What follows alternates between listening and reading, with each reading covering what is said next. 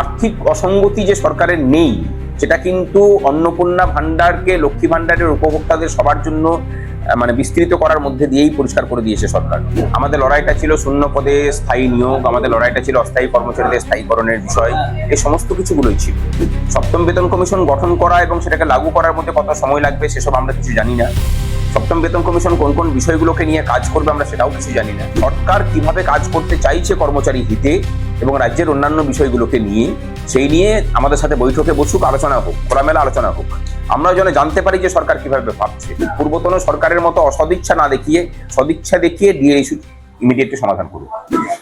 আমাদের লড়াইটা শুধুমাত্র ডিএ কেন্দ্রিক কিন্তু ছিল না, আমাদের লড়াইটা ছিল শূন্য পদে স্থায়ী নিয়োগ, আমাদের লড়াইটা ছিল অস্থায়ী কর্মচারীদের স্থায়ীকরণের বিষয়, এই সমস্ত কিছুগুলোই ছিল।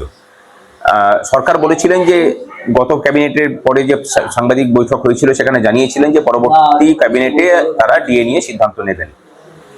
আজকে আমরা জানতে পারলাম যে না, ডিএটা নাকি এজেন্ডার মধ্যে ছিল না, তারা সপ্তম বেতন কমিশন গঠন করেছেন।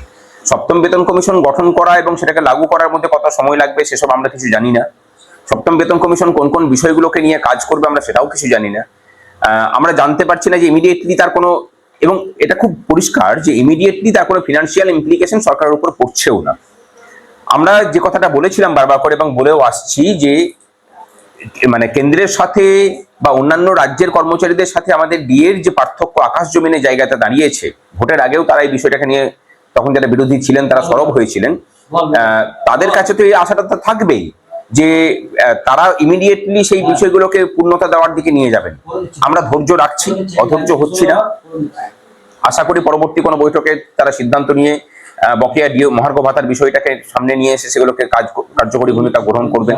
অস্থায়ী কর্মচারীদের বিভিন্ন সেক্টরের বিষয়গুলোকে নিয়েও তারা পদক্ষেপ গ্রহণ করবেন। আমরা সরকারের সাথে কোঅপারেশনই আছি, কিন্তু তার আগে আমরা যেটা চাই যে সরকার কিভাবে কাজ করতে চাইছে কর্মচারী হিতে এবং রাজ্যের অন্যান্য বিষয়গুলোকে নিয়ে, সেই নিয়ে আমাদের সাথে বৈঠকে বসুক, আলোচনা হোক, খোলামেলা আলোচনা হোক, আমরা যেন জানতে পারি যে সরকার কিভাবে ভাবছে। পূর্বতন সরকারের মতো কর্মচারীদের জন্য দরজা বন্ধ করে দেওয়ার রাস্তা যেন না হয়। আর দ্বিতীয় বিষয় হচ্ছে যে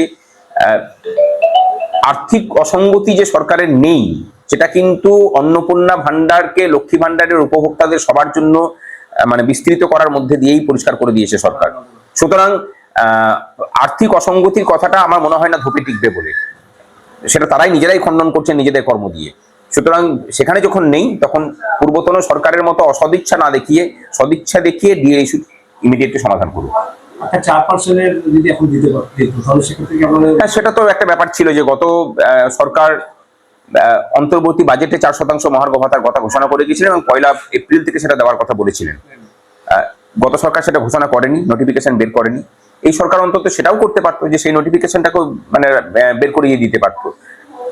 একটু হলেও দিনের শেষে বলতে পারেন যে হতাশ, কারণ সপ্তম বেতন কমিশন কোন কোন পেরিফেরি নিয়ে কাজ করবে এটা কিন্তু আমাদের কাছেও এখনো পর্যন্ত পরিষ্কার তারা করেননি।